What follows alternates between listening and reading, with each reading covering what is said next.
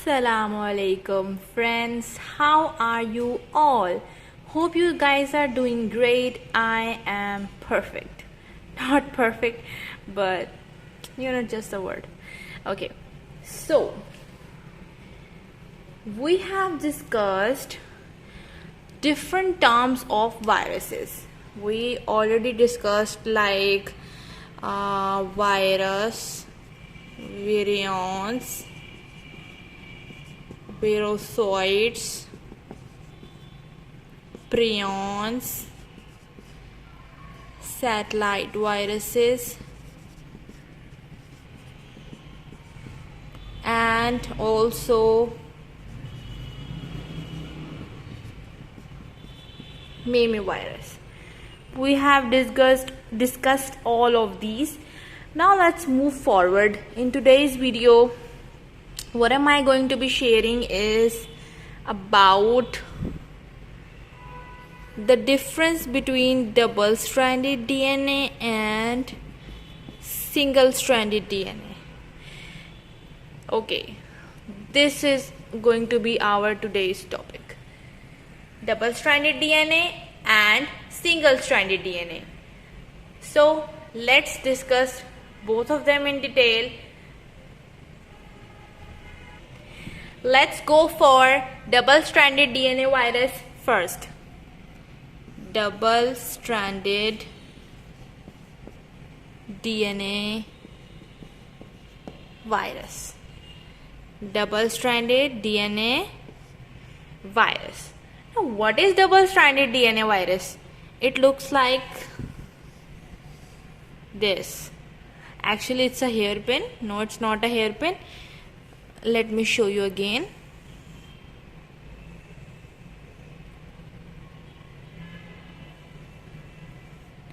It looks like this. This is the double-stranded DNA virus. Now let's discuss the points. Now, what are the points of double-stranded DNA viruses?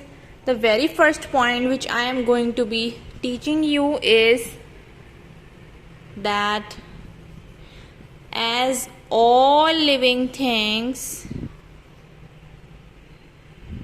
have this DNA, double-stranded DNA.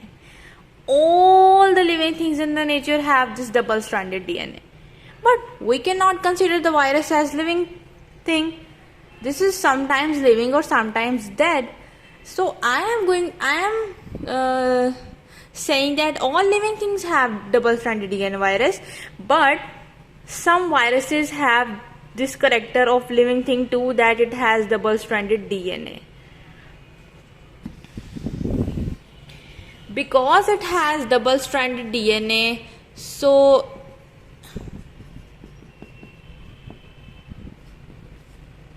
it has similarity, or it is familiar with the nucleic acid of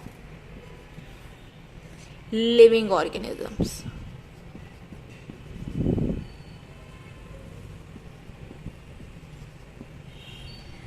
Because of its DNA, double-stranded DNA in nature, because it is double-stranded DNA in nature, it has the similarity. Similarity is what? That the living organism has nucleic acid, so its double-stranded DNA is similar to the double-stranded DNA of living organisms. And that is why it mostly infect humans. Actually, if this double-stranded DNA has similarity with the double-stranded DNA of humans or other living organisms, so it induces the host machinery, the living organism machinery, to do its function properly. So the next point is it infects humans. All the double-stranded DNA viruses infect humans with the exception of pox virus. It is also a double-stranded DNA virus, but it does not infect humans at all. All the double-stranded DNA viruses infect humans with the exception of this pox virus. Remember this. This could be an important MCQ. Highlight this in your copies, and we are moving forward to our next point. The next point is, it's not a point actually, it is the examples. Examples of double-stranded DNA virus. Some famous examples of double-stranded DNA viruses is herpes virus, pox virus, as I have mentioned above, adenovirus, and the last but not the least one is polio virus. These are the four famous examples of double-stranded DNA virus. The first one is herpes virus, the second one is pox virus, moving on to the third one, which is adenovirus, and the last but not the least one is poliomavirus. Remember this. Okay guys, enough for double-stranded DNA virus. Actually it is a short topic, so I am not discussing the very much detail of it, and the detail is not asked in most papers as well, so you must know how about the double-stranded DNA virus. Now moving on to the single-stranded DNA virus. Actually it is a strange term, because at class 8, till class 8 we only know that there is DNA, and which looks like this. We never know that the DNA could be look like this as well, just like RNA. We are always familiar with double-stranded DNA, but never with the single-stranded DNA. So in this video I am going to be discussing about single-stranded DNA as well. Now what is single-stranded DNA? As the double-stranded DNA which infects the plants, but single-stranded DNA does what? It infects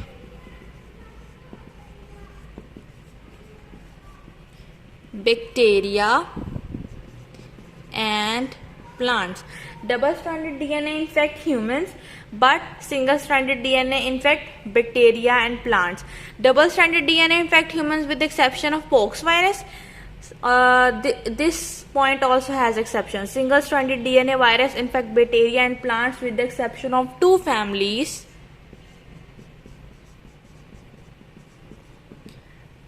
The first one is Aneloviridae,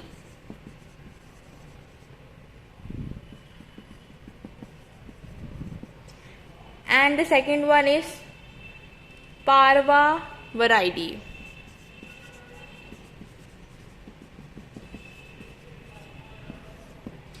These two families of single-stranded DNA viruses, but does not infect bacteria and plants. Remember these exceptions. These are mostly asked in question papers, and mostly students don't know of it. Even I don't know, I didn't know, but I started making YouTube videos, and now I know most of the things. You guys must know these things as well. It would really help them in future, help you guys in future. Okay, so the single-stranded DNA virus, because it is a little tiny bit, so it is known as the smallest, one of the smallest, some of the smallest, not the whole smallest, but some of the smallest known viruses. Some of the smallest known viruses. It includes its name in some of the most smallest viruses, which are non-enveloped. Actually, if it has capsid and over envelope, then it cannot be considered as small. So it is non-enveloped. Like it just has capsid, or in some cases it does not have capsid too. But most cases it has capsid but are non-enveloped. And The next point is very small, big, that is why it has 4,000 to 6,000 base pairs. 4,000 to 6,000 base pairs it has. And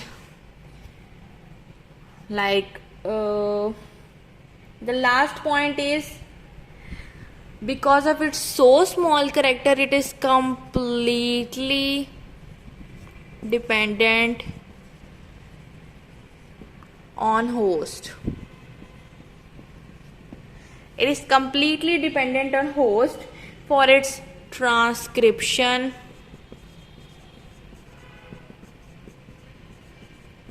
translation,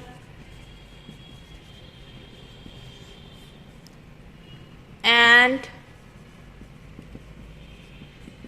replication as well.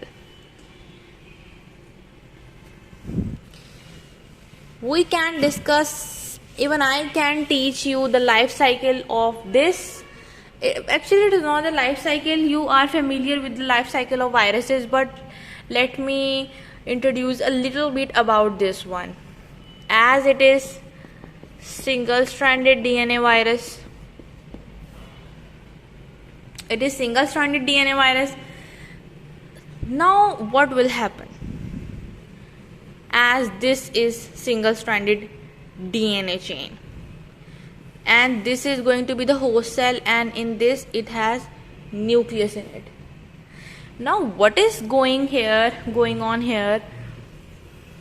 It enters here, and then inside of the nucleus of host, let me just elaborate it. And this is single-stranded DNA. This is single-stranded DNA, and this is the host. So it enters in the nucleus, actually like this. What the nucleus is going to do with this? How the nucleus fix it?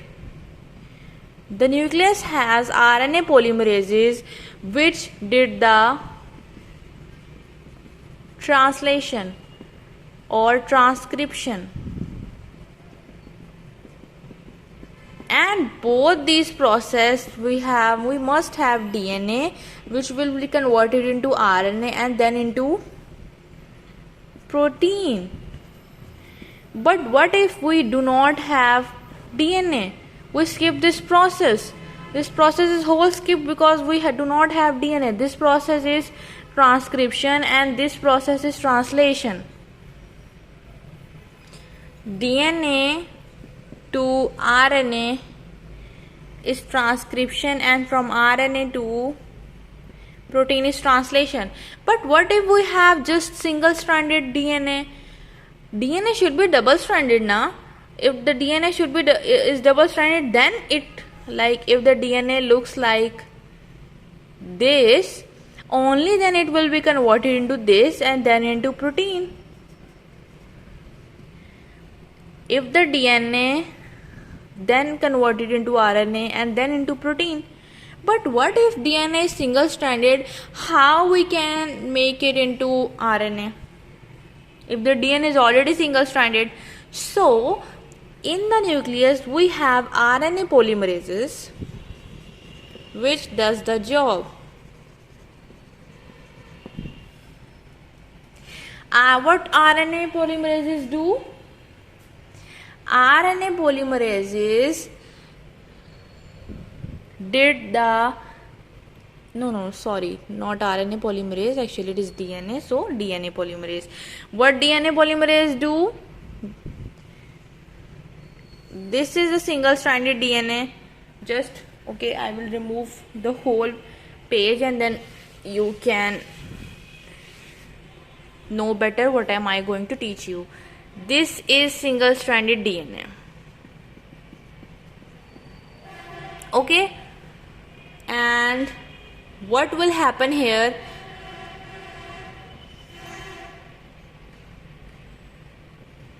Sorry for the background interruption. I do not have mic. I don't have any sort of mic. I will definitely buy it soon, but please bear with me. We have this again, but with one addition, is that DNA polymerases come. Yay! DNA polymerases come. Now what the DNA polymerase is about to do, we will see it next step.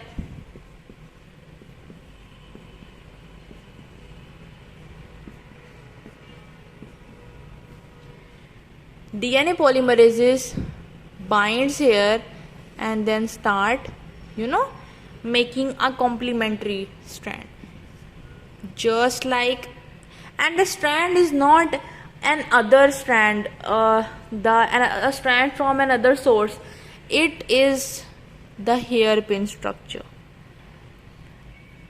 Like the single-stranded RNA does its self-priming with the help of DNA polymerases.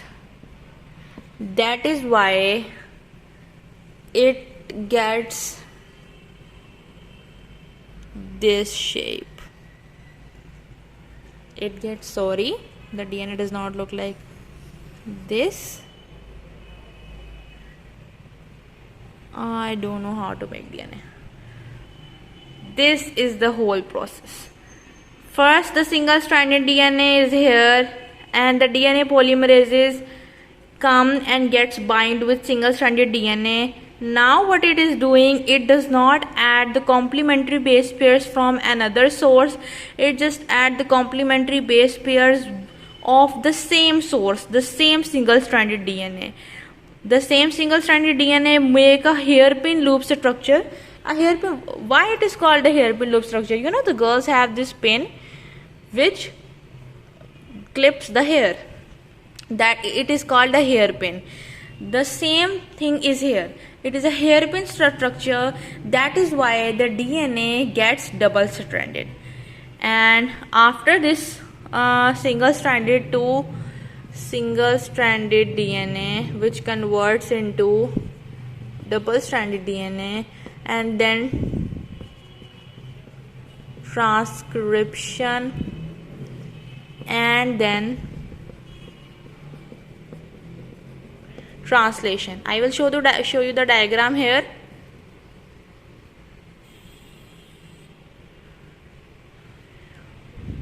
From this to this, and transcription again, and then this is protein.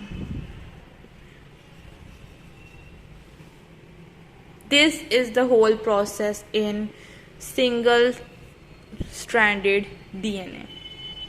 Hope you guys understand. And I'm not ending the lecture here. I am going to summarize the whole topic. First, we discuss double-stranded DNA. Now, what is double-stranded DNA?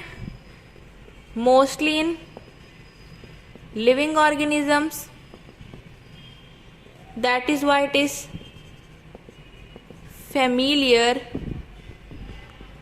with living organisms, mostly infect humans with the exception of pox virus. Do not forget this, okay?